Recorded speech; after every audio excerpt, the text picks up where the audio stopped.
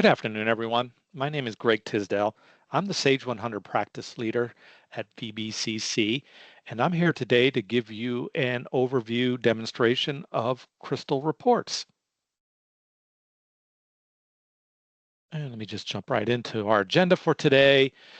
So, number one, we are going to do a quick introduction and just a kind of an overview of what Crystal is and what Crystal can do for you as a Sage 100 user, how to get started, how to create a basic report, how to export reports, and how to share reports that you've created with other members on your team. We'll also spend a few minutes on customizing Sage 100 forms and the Sage 100 embedded reports. Here I have just a couple of things to touch on, just generalized Crystal features, user-friendly interface. It has data connectivity using multiple data sources, which means that you're not just limited to querying data from Sage 100. You can dual link Sage. Might not be for everyone right out of the box, but it is something that you can do with practice. We have customizable reports. That means that all forms and all reports written in Sage 100 in the current framework versions of Sage are customizable using Crystal reports. We have the ability to, on our reports, to create parameters, which then provides the user with options when they log into the report or go to run the report. It provides them with different options such as, pick a customer, pick a range of customers, pick an item, pick years, all those type of things are available in a UI that will pop up and allow the user to enter the information that they want to see. They have the ability to export specifically to Excel, PDF, Word, the usual Microsoft applications. Crystal has an interface to export to all those different applications, some of the advanced features, and the online help and tutorials. So let me jump right in here. I'm going to start by just opening up Crystal, and I'd like to just give you a quick rundown. Crystal is considered a WYSIWYG reporting tool, and what that means is it is a what you see is what you get reporting tool. So it really is a link to the data source, drag drop interface, and it is, it's pretty intuitive. I think the hardest part of Crystal reports is knowing where to mine the data from. The actual navigation, dropping fields. Crystal looks a lot like most of your Microsoft applications, and the online help for basic Crystal is all over the internet. YouTube, you can find videos that show you how to drag drop fields into a report, how to do sub reports, any number of things. However, the thing I would like to focus on in our process today is really where is the data located in Sage 100 and how do you get it? So we're going to focus a little more on that than some of the other general navigation in and throughout Crystal reports. The other thing I'd like to mention before we get started is Crystal has to be installed locally in order to, number one, design, create a new report, and or to customize the existing reports that exist on the menu in Sage 100. And that also includes your forms, sales orders, invoices, statements, etc. So Crystal has to be installed in locally. And how does that happen? Well, that can happen through your setup or wizard that we use to install Mass90 on your work or on your server. So it is something that you may want to reach out to either the Veracast team or to your IT department in order to get that installed. But it is something that takes about 10 minutes, 15 minutes, and the caveat for that is it does have to be installed by someone who has the permissions on the local workstation, meaning admin permissions, and also knows where Sage is located in your environment. So, certainly reach out to us, reach out to your IT if you need to get it installed. It is licensed. It has it is licensed to match your number of Sage 100 user license. So if you have 10 concurrent Sage 100, you can have 10 users or 10 installations of Crystal in your environment. So let's just open up Crystal. I'm just reopen Crystal, just go through it step by step. I'm going to open my Crystal reports. Now, typically, you have some options here. You can start as a blank report, or you can use the wizard in order to create your report. I personally prefer the blank and starting, from scratch, rather than use the report wizard. However, I would suggest that you try both, see what makes more sense for you or what you're more comfortable with, and just go with that going forward. So I'm going to open up mine as a blank report. And you can see the first thing that happens when I open up a new report is it's looking for, well, tell me where the data resides. Well, one of the things that makes Sage easy to link to is when you install Workstation Setup on your local PC, it will install the Sotamass driver. So it is our Sotamass driver that we want to use to link to the Sage data. And you can see it's listed as Sotamass 90. And when I double click on that, it's going to open up, and this is my first level of security saying, hey, what company do you want to see the data for, and who are you, and what is your password? And this will tell Sage what you have visibility into. So if you do not have access to General Ledger, as an example, Sage will not allow you, or Crystal will not allow you to query those tables. It will tell you that you are not authorized. So I'm going to log in.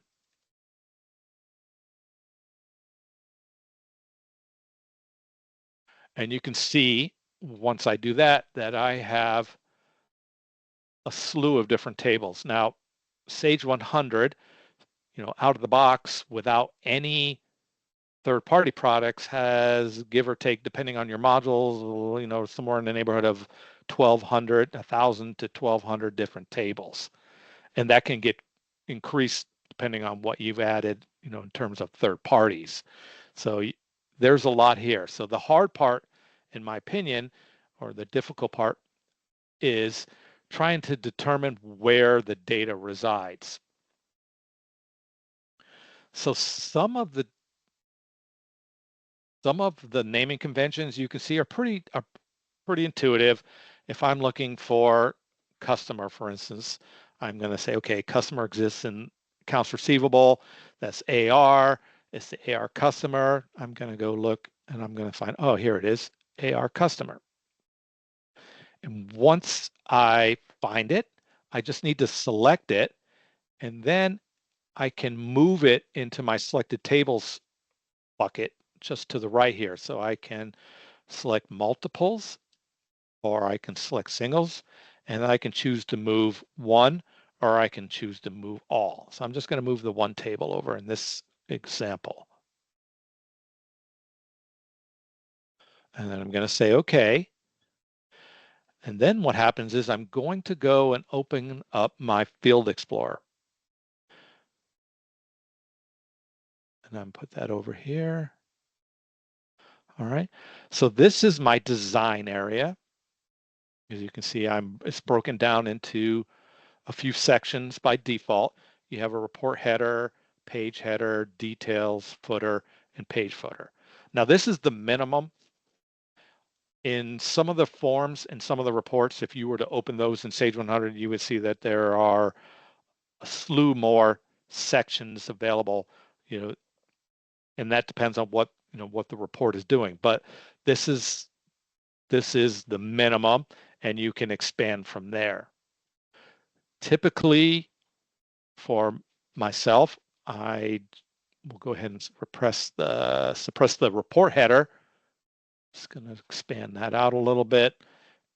And what I'm going to do is, this is a drag drop interface in terms of adding the data onto the design panel. And by that, I mean, I'm going to go over, and because we did choose the AR customer, I'm going to just expand here on my database fields. And you can see I have the AR customer table, and I'm going to expand that out. And you can see now I have all the fields in that table visible. So if I want to start adding these data elements onto my report, I literally just drag and drop them. And where I'm going to drop them is in the details section of the report. And you can see when I do that, I drop a field into the details, I automatically get the text label or field heading for that particular field. Now that's a text field and it can be edited because obviously AR division number is probably not what you want to print on your report, so that can be changed. You cannot change the name of the data field, but you won't need to because that's going to represent the actual data that's in that field. So let me just throw a few of these on here. And I can resize fields as needed. And if I resize the data field in the details, it also resizes the header field as well.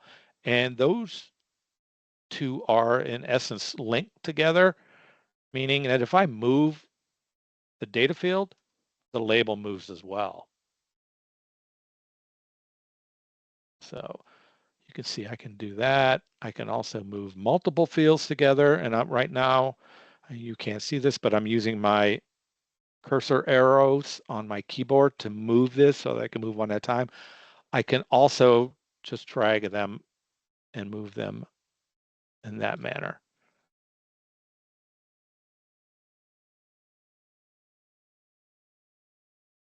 Okay, let me throw a few other fields. And again,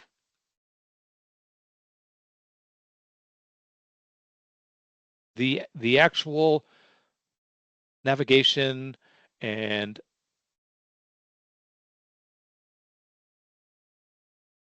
field selection, field drop, adding fields, that type of information is all readily available on YouTube, videos, all over the internet. So I'm not going to spend a ton of time today on just Crystal in general. Again, my focus for our purposes is to show you, how do you mine the data? Where is it? How do you get into your reports in Sage? And just kind of give you the introduction to know, hey, I can do this, I can do that. Maybe I can't remember after today. However, I do know if I just reach out to one of my VBCC consultants, they might point me in the right direction or they get me started, and I can go from there. But it's one of those things where Crystal, it's not difficult to learn. However, it does require some effort and practice, in order to get good at it.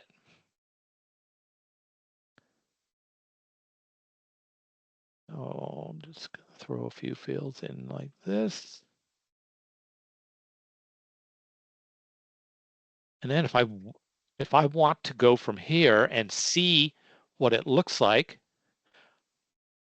I'm just going to refresh the data, which is this icon here on the toolbar, or you can use F5 shortcut key.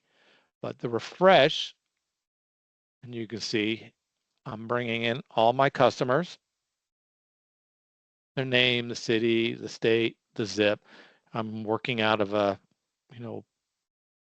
limited data set here in the demo companies in Sage 100. So there's not a ton of customers. However, you can see or get the gist of what we're doing. Now, if I see something I don't like, or I say, okay, this looks good so far, I'm going to continue to add to this. I typically almost always work out of the design, but you just want to let you know you can make minor tweaks here in the preview page. However, it's just, to me, it just makes more sense to just use this as a view only, flip back to the design, in order, and then go from there in terms of finishing up, adding or customizing your report. So just a couple of quick things. If you want to use or make multiple selections, let's say for instance, I want to bold all my text labels out and I don't want to select them and do it one at a time. I can do things like drag my cursor around all of them. That will select them all. I can hit bold. I can ununderline them. And now I've been able to change them all without touching each one of them individually, or I can do them individually. I can also use the control key and do multiple selections that way. Again, whichever is faster or you're more comfortable with. And you can see I can move multiple fields all at the same time. Let's say, for instance, I want to insert a line. I can use my insert. So instead of underlining the fields, I like to have a line as a separator between sections. As I said earlier, the labels are text, which means if I double click in the text box, I can edit it. So here I could just change, so I can make that division number.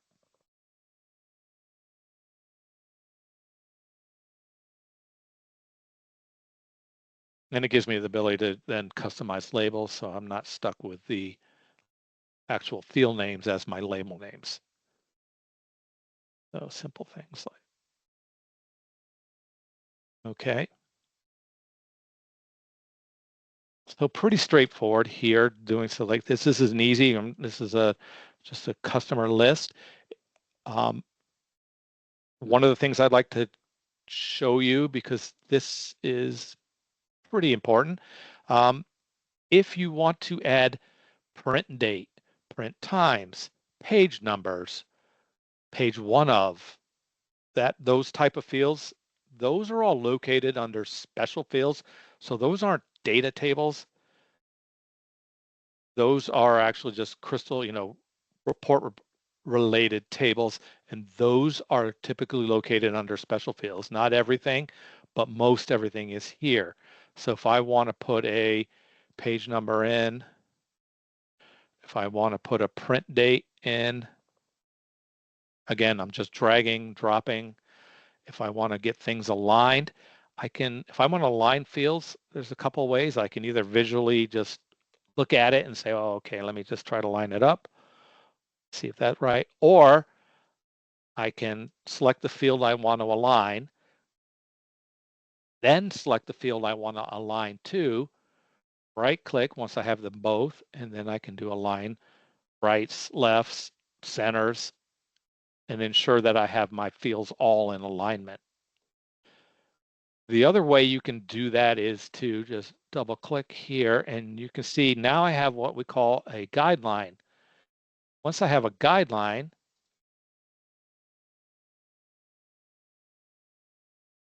typically I can get this to stick to that. There we go.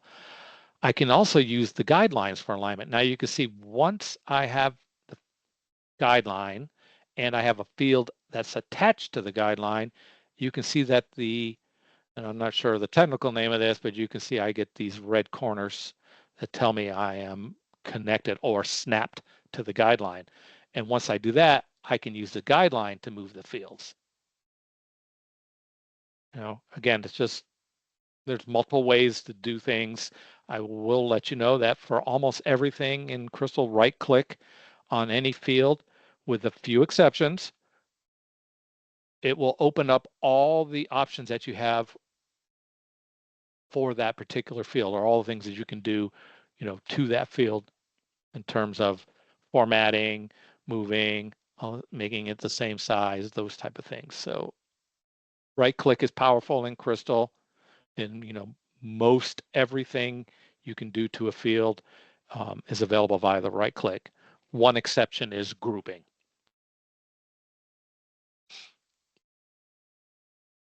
And so by that, I mean, let's say we wanted to group by division number our customers.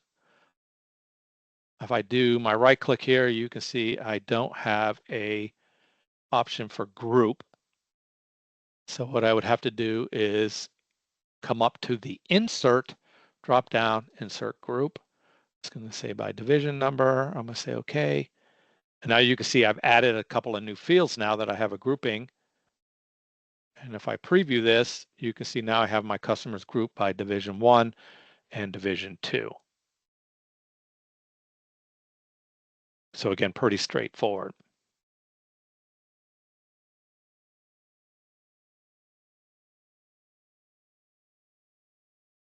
And then once I have groupings, now I can also add subtotals.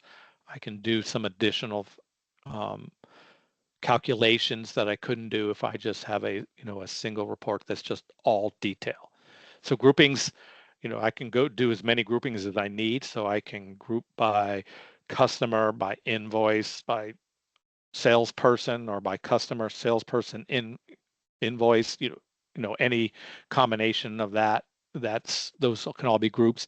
And then if I have groups, then I can have subtotals under each of those.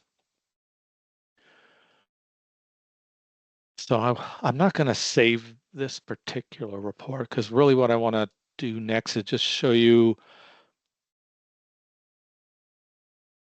Sorry, I didn't mean to close out of that. One of the things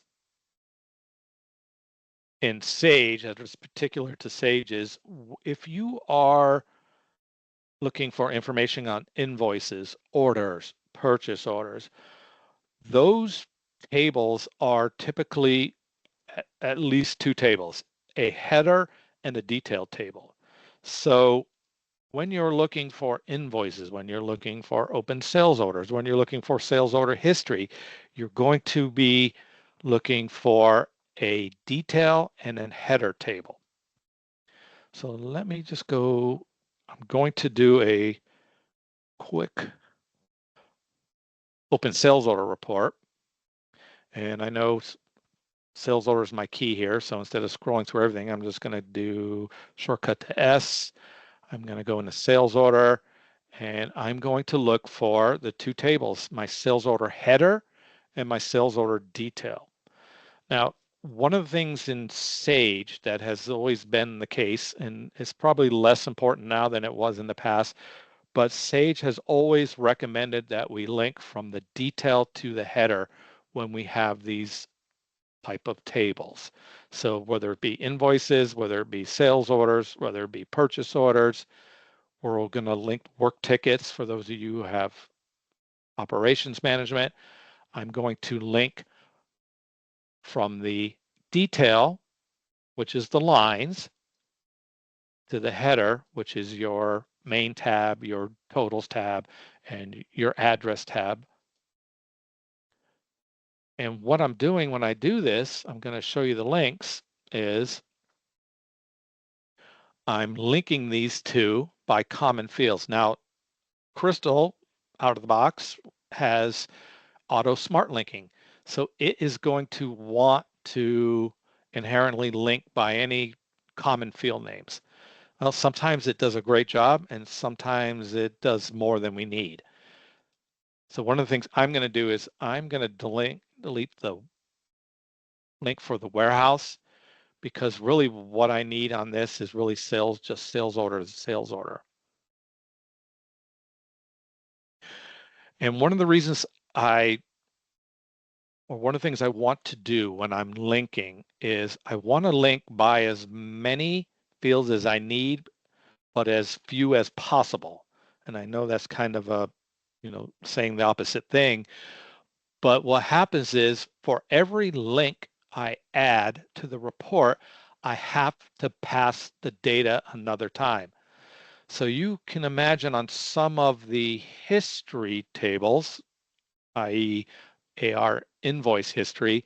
And if you've been on Sage for a long time, since the beginning, you're passing 10, 15 years worth of data, so thousands and thousands. So every time you add a link, you have to pass all the data again. So just a rule of thumb, link by what you have to, by as many as you need, but as few as possible. So the goal is always to eliminate the number of links. And not to complicate things, but I do want to mention in Sage 100 or for Sage 100, there are only two applicable types of links. There is the inner join and the left outer join. Now, those are the only two options that we use in Sage 100. We don't have to change anything else. We were either an inner or a left outer. So inner join in a situation, and most often you're going to find that an inner join is fine. And how do I know when I need to use a left outer versus an inner? Well, the first key is if I link and I look at the preview and I'm either missing data or I'm duplicating, triplicating data, I typically that indicates there's something with the link. So the only, what I would do, there's only two options. I come in and say, well, maybe I should use a left outer and see if that corrects it. What a left outer join is it basically says to Crystal, return all the data in the primary table. And the primary table in Crystal is the table that's always to the left. This is your primary table.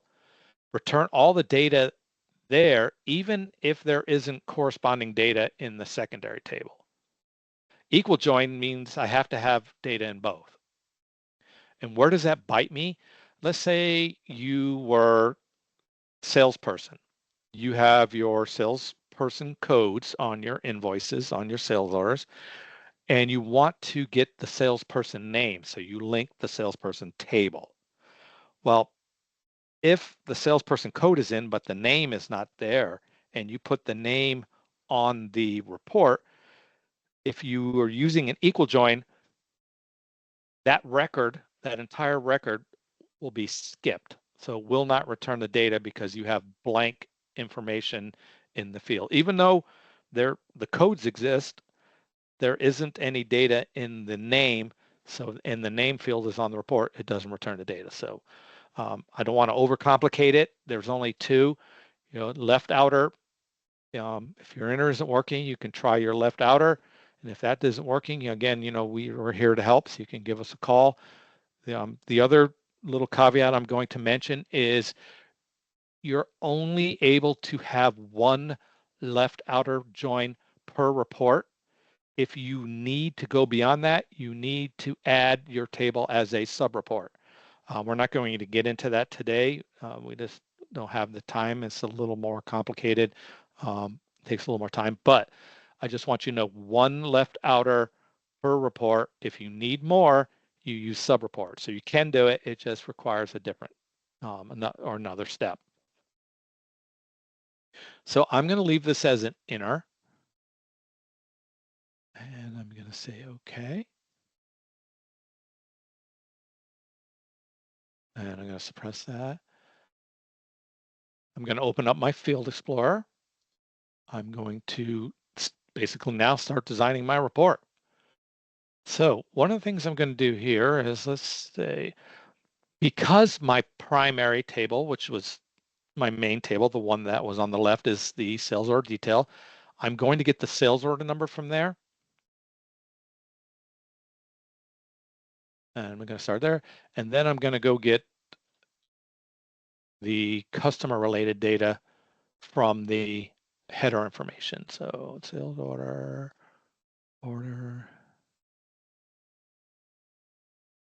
let's see.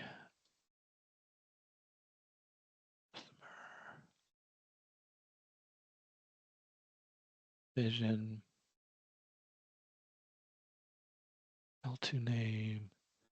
And you can see I'm starting to really quick add up my, or I'm populating my amount of space that I have here in my detail section is getting kind of full. So a couple of things I can do. I can either start thinking about, well, what is it I really need to see here? And do I need to group this? Or do I want to just, I'm going to have a large report and I'm going to change this to landscape, or I'm going to change my format size. For instance, I want to just export a bunch of data into Excel. I may grow this out to 20 inches, maybe more, so that I include all the fields and get them into basically export them into Excel and manipulate them there.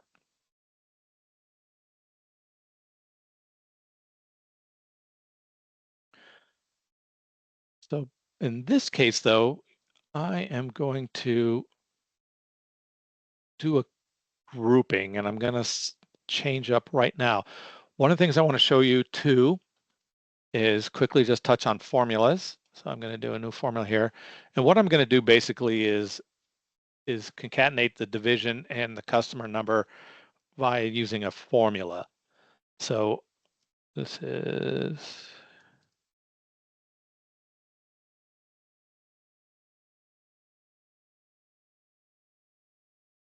and all I'm going to do really is just add the division number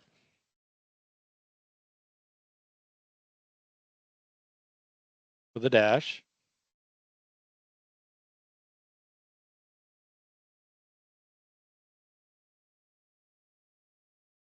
My customer number,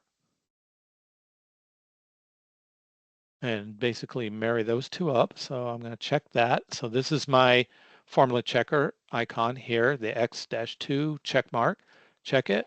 It's going to say no errors found. If there was something wrong, it would tell me. Sometimes it tells me what it is. Sometimes it just tells me that there's an error, or it's kind of one of those innocuous type messages, but typically it's pretty good. Tells me why, I can't add a text field and a numeric field together, those type of things.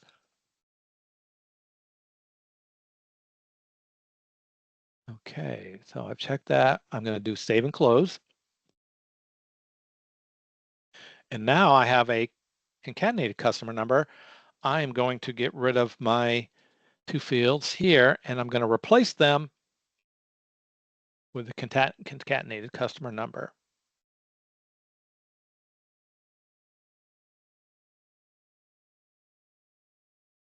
All right. And then what I'm going to do is, in addition, I'm going to go ahead and I'm going to group this report by customer. Now I could do this by order date. I can do it by customer. I mean, any number of things. I'm just going to happen to do, oops, sorry. I'm going to insert group, customer number. And then here, I'm going to kind of mix this up a little bit, and I'm going to customer number. I'm going to put my bill to name here. And what this is going to do, this is for information that I typically is only going to repeat once. So my customer, I'm going to do bill to city, date,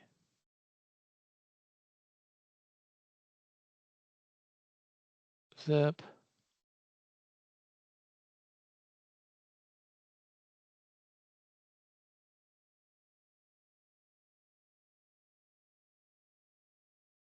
Okay. And then maybe I'll put salesperson up there just to be.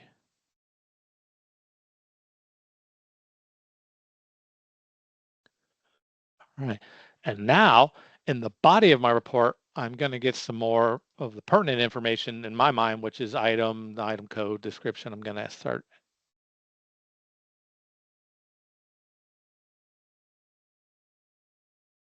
And I could even break this down at another group by sales order, but I'm going to, for time's sake, I'm just going to do it this way. And quantity shipped.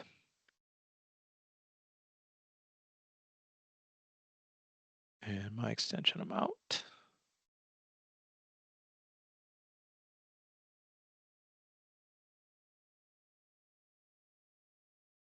And just resize that since I'm going off the page, and I am going to also put in the unit price.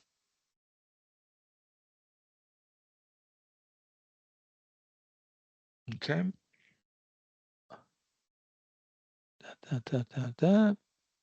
And then, because I did create the group, I do have a group footer. I can now add up by customer.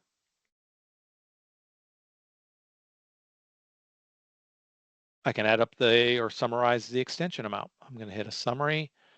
I'm going to do this for customer number.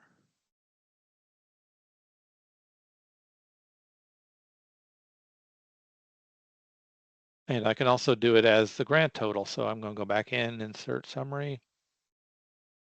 I could have done all group levels, but right now, well, we did it separately so I could show you, and now I can have that. If I right click this, I can format the fields so I can make it as, I can change single, double, so I know it's the grand total. I want to add a text, insert text.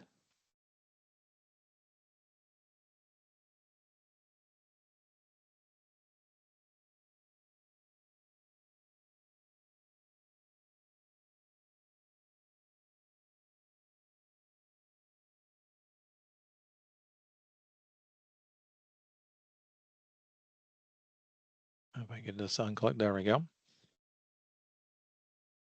I'm going to make these all bold.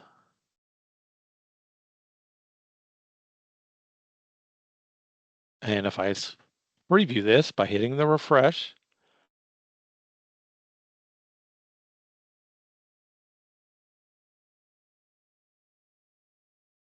you can see I'm starting to build this report out. I have totals. Now, if I was going to continue this on and do more with this, I would go ahead and also group this by sales order number, so it becomes more meaningful. So I'd have all the items on the sales order together, the total for the sales order and the total for the customer. Let's see, what do we have for dates here? These are...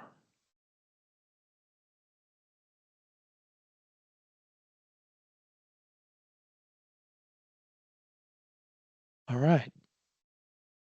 So obviously there's some more cleanup we can do here, and there's some more work we can do here. But what I wanted to show you from here is if I wanted to take this report, save it, import it into Sage onto the Sage menu so that other users can see it, what I need to do is save this in a certain format. So I'm going to do File. I'm going to Save As, and I'm not going to save with data with report because that's conflicting when I import it. So that's an important caveat. The Crystal by default wants to save data with report. We just want to do a save as. We don't want to save with the data. We just want the report. And I'll save this as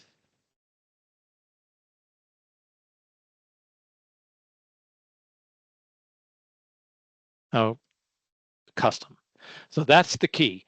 In order to import it into Sage 100, it has to end, the report that we're saving has to end with custom.rpt. So I'm going to save that. I'm going to close out of here. And now you can see my class sample custom RTP is here, but I want it to be on the Sage menu and I want it under the sales order. So what do I need to do? I need to go into Sage. I want to open Library Master. And again, this is permissions driven, so not everyone has access to this.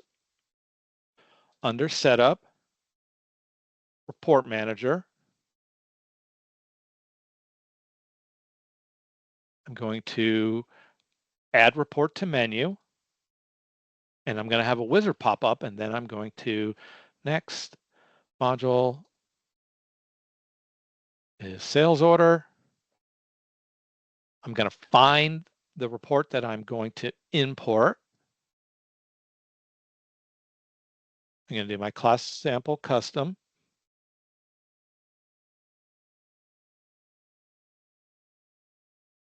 Open. Now you can see just the note here that what is the path and file name for the Crystal report that you want to add to the menu. Note, the report name must end with custom.rpt and be 30 characters or less. So if you see it, grab it, and it doesn't stick here, it doesn't hold the path, there's something wrong. Either the path is too long or it didn't end in custom.rpt, RPT, excuse me. And now I can name the report for how I'd like it to display on the Sage menu.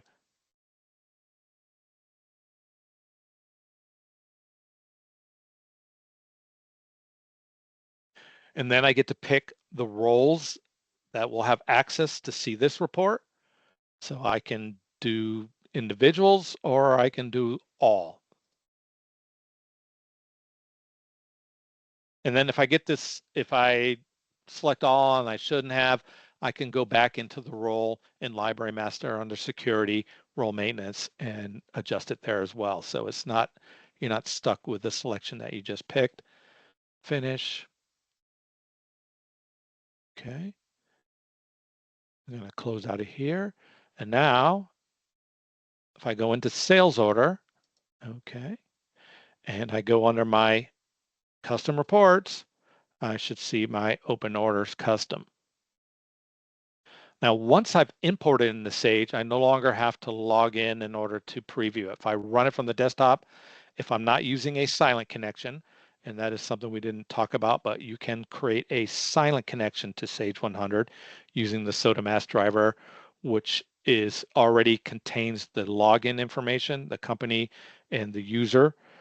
It's a separate, it'll be set up as a separate Sodamask driver. It's a little, I don't want to say it's technical, but there's a little work to that, and I would recommend reaching out to your VBCC consultant for assistance with doing that. And it doesn't take long, 15 to 30 minutes to do that, and then you'll be in business. Otherwise, every time you run the report, you have to log in. Okay. First time I run it, I'm going to get this message. I'm going to say yes, and there's my report. And now, one note I'd like to make to everyone is once I've imported it into Sage, I'm no longer going to edit it on the desktop. It's no longer, Sage isn't looking for it there. Sage has imported it into the MAS90 root on the server.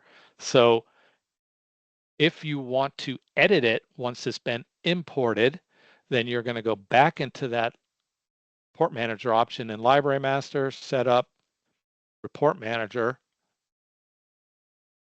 Under sales order, you can see my custom, open orders custom. I can double click that and it opens up, and now I can edit it here. And again, in order to do that, Crystal has to be installed locally on this workstation. The other thing, or what I'd like to segue into next, is customizing forms and reports in Sage 100. So let's start with a report. Let's get into sales. We'll do a sales order report. Okay, we'll open up, sticking on the theme of open sales order reports. You can see my report settings here. This happens to be a custom report setting. I have a standard. Standard is what is the out of the box. And the standard is typically one that we do not want to customize. And I say that because whenever we do upgrades, Sage, many times will update the reports, add fields, make changes, and they overwrite the standard. So if you have customized your standard report, when you upgrade, chances are you may lose those customizations. So if you want to make a report that has any modifications to it, save it as something else. Like you see, we did this one as custom, but let's say I want to save as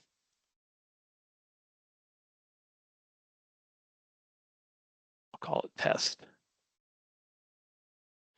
And I just create a new report setting. And then I can go in designer. And again, this option will be available if Crystal's installed. If not, you will not have the designer option.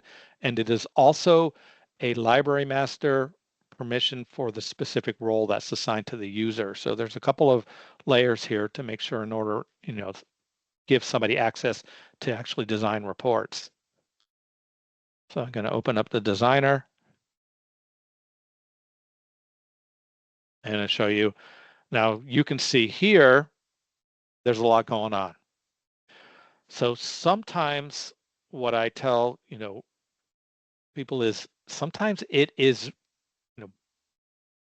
better to or easier to create a new report from scratch than edit some of the Sage reports. with some exceptions, if you want to change some labels, you want to make things bold, sometimes adding a field is pretty straightforward. But there are a lot of sections here, and understanding and knowing where you need to add your field, where you're highlighting, might take some trial and error.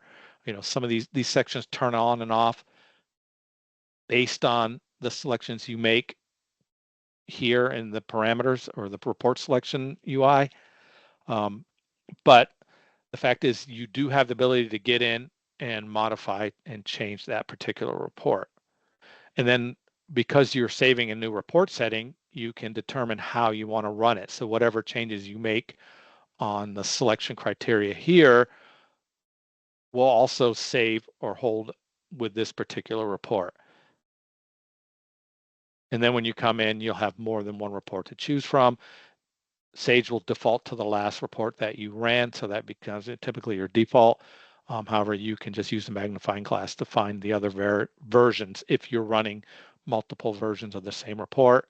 And that's also true of your forms. So if we come up here and go to sales order printing, I'll create a new one called test here as well. I usually almost always start with the plain. I'm gonna say, okay, again, because here same rule applies. The standard is the out of the box, and it is typically overwritten from time to time during upgrades of Sage 100. I'm going to open this up for Designer, and I can come in, and forms are a little easier to kind of get your hands around. And obviously here I can come in and make changes. I can add logos. I can do, any number of things here.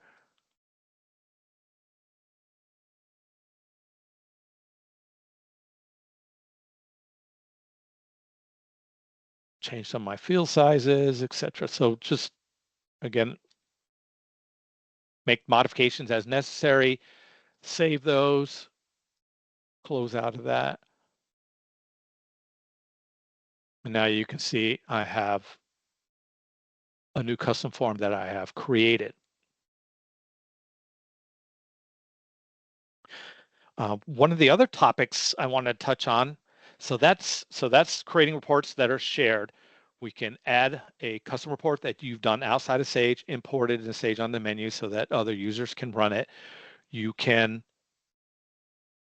modify forms for other team members to use, modify reports for other team members to use.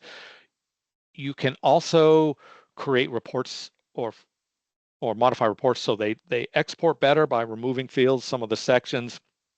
Again, that you saw how busy that open order report is, so we have to be careful what sections we remove or what sections we may or may not even need to touch because we're not using that particular features in our configuration of Sage 100. So again, a little trial and error there, but just trying to give you all the possibilities. The other thing that I like to do, and this is to me a good way to get data out of Sage and export it into Excel if I need to, is using the Explorer views. So the Explorer views are customizable, exportable. I mean, very easy. They're drag drop. Before when we did our grouping, if I want to group in the Explorer view, I just do this. And now I did the same thing I did in the custom report that we were looking at. I group it by division. If I don't want that, I just drag it back off. If I want to add or remove fields, I simply go to the labels and right click. I'm going to go to column settings, and I can literally turn off, let's say we don't discount, or we don't care about non-taxable, taxable, we just care about the order total. See, I don't care here about tax schedule. And I say, okay. And now you see I can streamline the report. I can also do the same thing for the secondary grid, which is my lines. So from here, if I click on any one of the orders, I can see the lines associated with it. And also from here, if I just want to get my basic header information out, I can go to export to Excel, and it's going to export the header information only. And that's one of the limitations of the Explorer view, is it doesn't export lines and header detail together.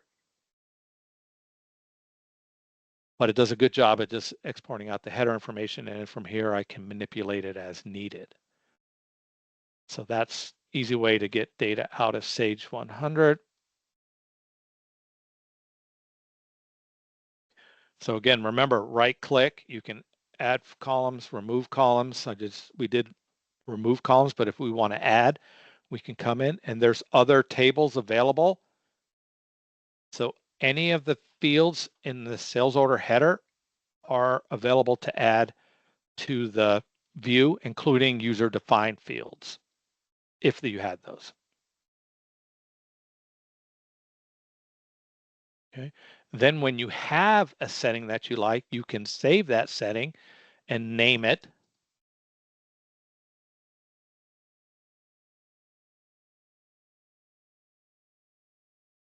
And you can see now in this setting box, the dial, if I hit the drop down, there's my test. So I still have the standard view, and I have my test view. I can make the test my default, but I can also just have it out there to come in and select as needed. And then if you like your particular, what you've created, and you want to give it to other people, we have the ability, this one we made as a public. We can make a private, or we can make our settings public. So you have a little control over who sees what. But it gives you the ability to share the data with someone else. Okay, and my last topic I wanted to just touch on is on the theme of getting data out of Sage. In addition to Crystal, Crystal is one way to export data, but I can also use or export directly into Excel and bypass Crystal. So, different tools for different purposes. If I have information that is coming from multiple tables and I want to get it into Excel, I will probably create that as a Crystal report to export to Excel. If I'm just dumping a table or 2, 3, Microsoft Queries gets a little, after a couple of tables, can sometimes get a little wonky, but 1, 2 tables is perfect. So if I just wanted to dump data into Excel, and I'm just going to get my Excel open here.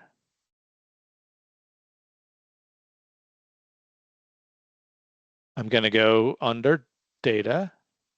I'm going to get data. And I'm going to get that from other sources.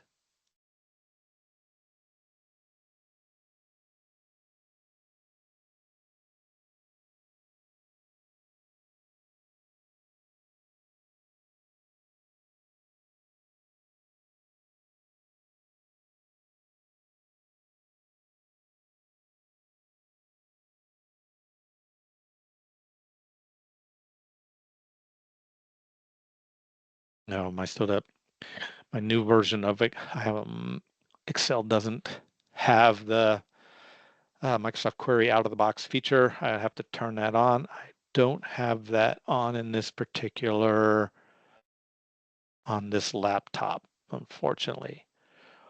But basically what I would do is come in, and under my data sources, I would do from other Microsoft Query, and there is a Excel knowledge base article that tells you how to add that back in. Microsoft decided we didn't need that with all the BI and new features. So, but it is still available, and it just needs to be added. And then you just choose your Sodamaster driver, just like we did for Crystal, and you can import that directly into Excel and save yourself a step. So that's it for the moment. That's all I had to show. If there's any questions, you can please go ahead and email me at gtisdale@v-bcc.com, and I'd be happy to help. Or email if you have any questions or you'd like to see more detail. We can arrange, some one-on-one training. We can, arrange some instruction. You can do it myself. I'm a certified crystal trainer for both basic and advanced crystal. You can also reach out to your Sage 100 consultant that you're used to working with. And, most of us are pretty well versed and can help you either get started or provide you with some additional training. So I thank everyone for their time today. Appreciate it. And look forward to hearing from you if you have any questions. Thank you and goodbye.